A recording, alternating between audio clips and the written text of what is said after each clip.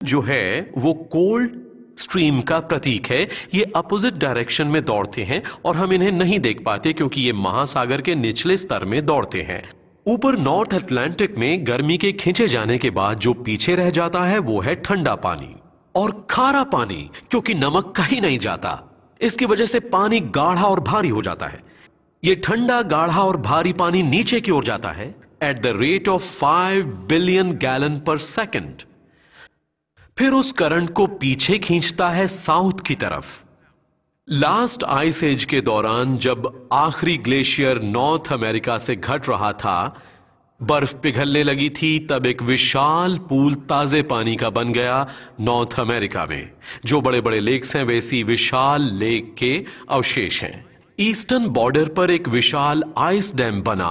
एक दिन यह डैम टूट गया और वो सारा पानी तेजी से बहता हुआ आया और सेंट लॉरेंस को तोड़ता हुआ तेजी से आगे की तरफ बढ़ गया और गाढ़े खारे ठंडे पानी के साथ मिल गया और उसे भी ताजा और हल्का बना दिया, और नीचे जाता हुआ और घटता हुआ पानी उसी पल रुक गया। हीट ट्रांसफर भी रुक गया और यूरोप 900 या 1000 साल के लिए आइस एज की ओर चला गया। और जिन बदले हुए हालात में हम आज हैं, जिस स्थिति में हैं, इस माहौल में हमें करीब करीब 10 साल लग गए, लगभग इतना ही समय। ये बहुत ही सडन जंप है। अब ये संभव नहीं है क्योंकि अब नॉर्थ अमेरिका में ग्लेशियर्स नहीं है, उसके आसपास और कहीं भी इतने बड़े विशाल विस्तार में बर्फ है क्या?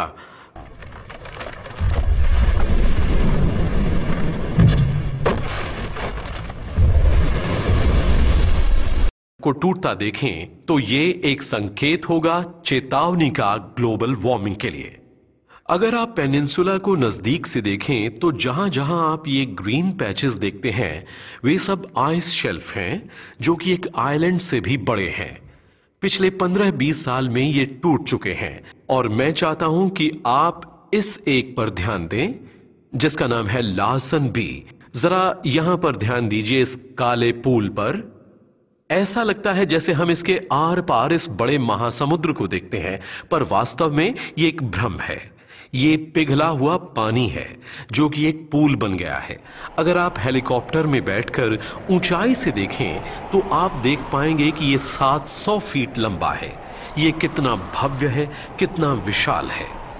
वहां दूर पहाड़ों से पहले ये देखिए, ये है फ्लोटिंग आइस, और माउंटेन के नीचे स्लोप में ये है लैंड बेस्ड आइस।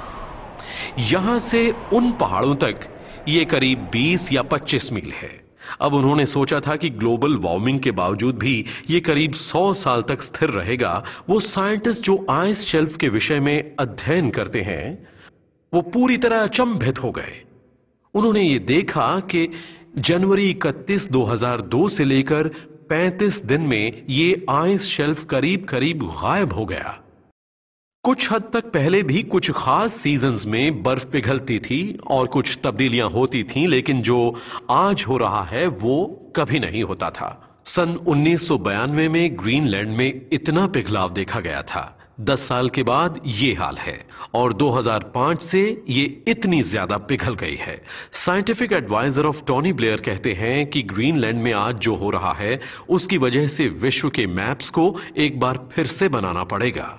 अगर ग्रीनलैंड टूटकर पिघल गया या फिर आधा ग्रीनलैंड या आधा वेस्ट एंटार्क्टिका टूटकर पिघल गया तो फिर यह हाल होगा सी लेवल और फ्लोरिडा का।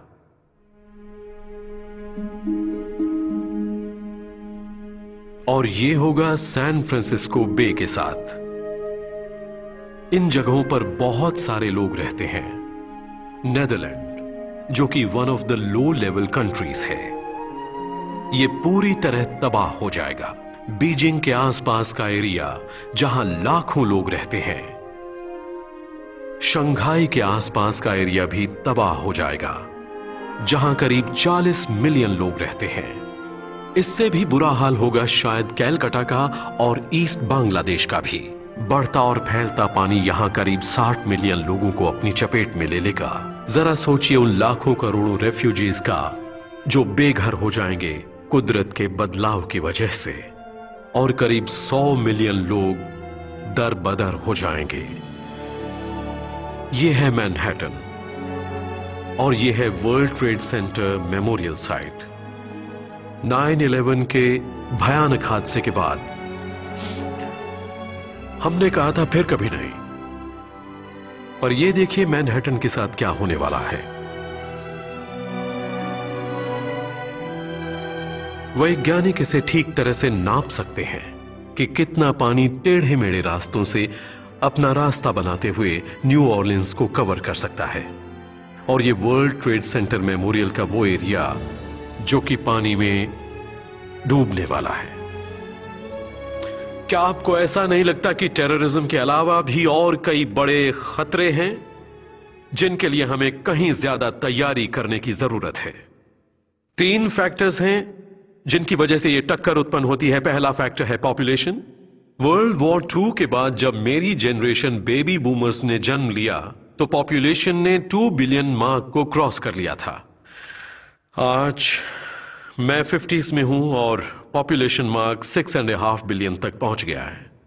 और कुछ ही अरसे में जब मैं बेबी बूमर्स के डेमोग्राफिक एक्सपेक्टेशन तक पहुंच जाऊंगा, पॉपुलेशन 9 बिलियन से भी बढ़ गया होगा।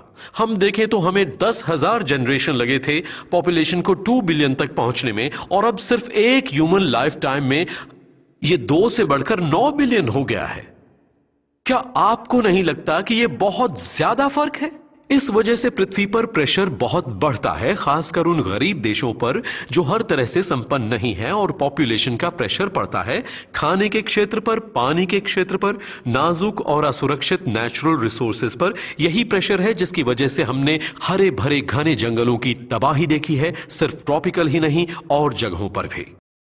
ये पृथ्वी का टाइम लैप्स पिक्चर है जो रातों को लिया गया है। व्हाइट में शहरों की लाइट है, रेड कलर में जलते हुए जंगल और बुश फायर्स हैं।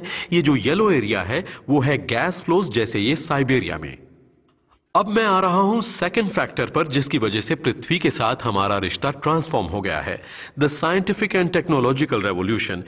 ये रेवोल्यूशन एक ब्लेसिंग है हमारे लिए क्योंकि हमें इससे बहुत फायदा हुआ है, स्पेशली मेडिसिन और कम्युनिकेशन के क्षेत्र में। पर यह नई पावर अपने साथ कुछ जिम्मेदारियां भी लेकर आती है। अगर हम इसके कॉन्सिक्वेंसेस के विषय में सोचें, वो एक फॉर्मूला है, पुरानी हैबिट्स प्लस पुरानी टेक्नोलॉजी, इसके नतीजे जाने पहचाने होते हैं। पुरानी हैबिट्स जिन्हें बदलना मुश्किल है प्लस नई टेक्नोलॉजी, इनके परिणाम बेहद अलग हो सकते हैं।